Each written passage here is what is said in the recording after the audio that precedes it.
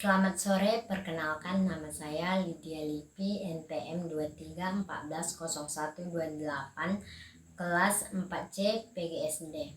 Jadi tujuan saya membuat video ini adalah untuk memenuhi tugas mata kuliah pengembangan bahan ajar bahasa Indonesia SD yang diberikan dosen pengampu Ibu Monica Teresia MPD. Jadi di sini saya akan memaparkan tentang rangkuman dari makalah yang diberikan oleh kelompok 1, yaitu definisi bahan ajar. Menurut Majid 2005, mendefinisikan bahan ajar sebagai segala bentuk bahan yang digunakan untuk membantu guru ataupun infrastruktur dalam kegiatan belajar mengajar. Bahan ajar juga bisa berupa tertulis maupun tidak tertulis. Jenis materi pelajaran terdiri dari pengetahuan, keterampilan, dan sikap atau nilai. Menurut penelitian yang berjudul Textbooks and its Evaluation, menyimpulkan buku teks adalah bahan ajar untuk guru atau materi ataupun bahan belajar untuk peserta didik. Effendi 2009 menjelaskan bahwa buku pelajaran atau textbooks adalah buku yang dijadikan sebagai pegangan peserta didik sebagai media pelajaran atau infrastruksional. Jadi dapat disimpulkan bahwa bahan ajar adalah media yang berisi materi pelajaran yang digunakan guru maupun peserta didik sebagai sarana untuk mencapai indikator dasar standar kompetensi yang telah ditetapkan.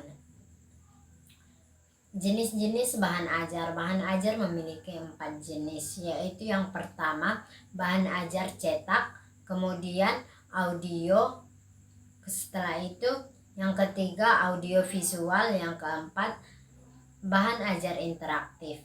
Yang pertama itu adalah bahan ajar cetak.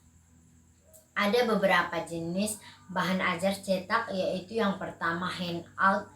Ini biasanya diambil dari beberapa pustaka yang memiliki referensi dengan materi yang disampaikan. Kemudian yang kedua adalah buku.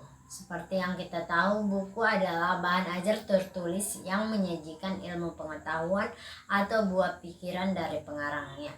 Yang ketiga adalah modul.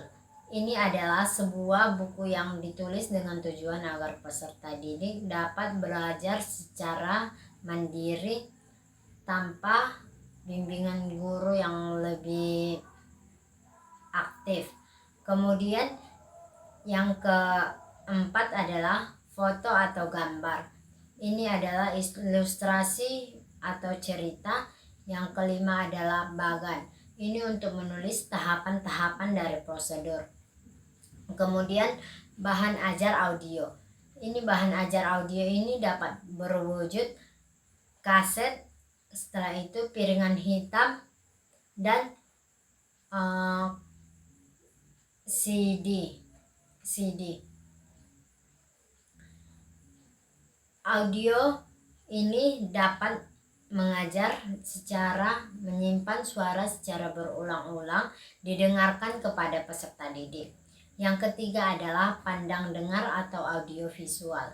Ada 2 bentuk bahan ajar pandang dengar, berupa video, film, dan orang narasumber. Video film adalah bahan ajar bersifat audiovisual dan visible. Audiovisual ini artinya adalah dapat didengarkan, sedangkan visible ini artinya adalah dapat dilihat.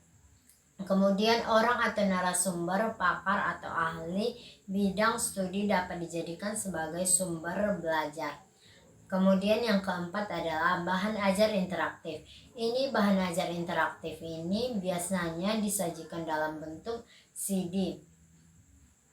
Multimedia interaktif adalah kombinasi dari 2 atau lebih audio, teks, grafik, animasi, ataupun video oleh penggunanya memanipulasi untuk mengendalikan perintah atau perilaku alami dari suatu presentasi. Kemudian pengembangan bahan ajar secara umum.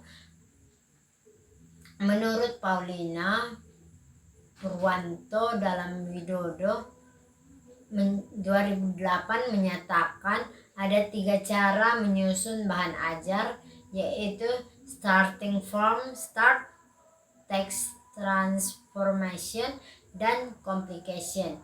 Yang pertama itu starting from search. Tim pengembang bahan ajar dapat menyusun sendiri penulisan dan awal sebuah bahan ajar yang digunakan dalam kegiatan instruksional. Kemudian yang kedua itu transformation, yaitu adalah pengembangan bidang penelitian dan teknologi informasi, memberikan kesempatan kepada tim pengembangan bahan ajar untuk memanfaatkan informasi yang ada, baik dari buku teks, jurnal, ataupun artikel. Kemudian yang ketiga adalah complication, pengembangan bahan ajar yang dikumpulkan dari berbagai sumber informasi yang digunakan, sebaiknya itu sudah tercantum dalam acuan dan sumber pustaka yang ada dalam rencana pelaksanaan pembelajaran atau yang disebut dengan RPP. Kemudian prinsip pengembangan bahan ajar. Ini prinsip-prinsip pengembangan bahan ajar ini adalah, yang pertama itu adalah prinsip referensi atau keterkaitan materi sesuai dengan tuntutan standar kompetensi atau kompetensi dasar.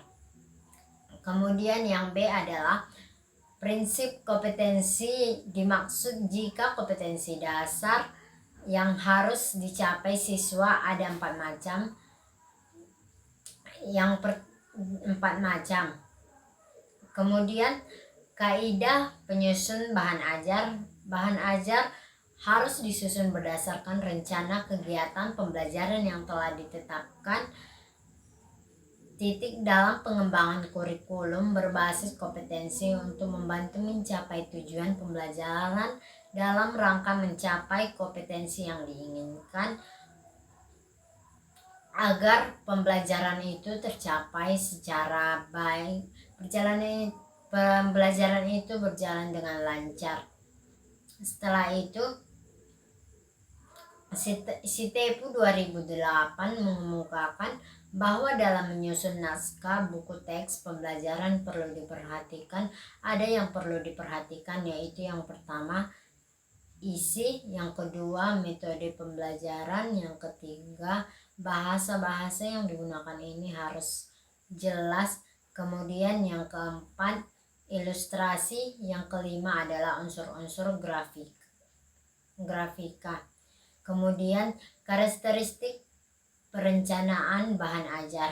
Karakteristik perencanaan bahan ajar ini adalah beberapa hal yang harus diperhatikan dalam pembuatan modul yang mampu membuat peserta didik untuk belajar secara lebih mandiri dan memperoleh ketuntasan dalam proses belajar mandiri.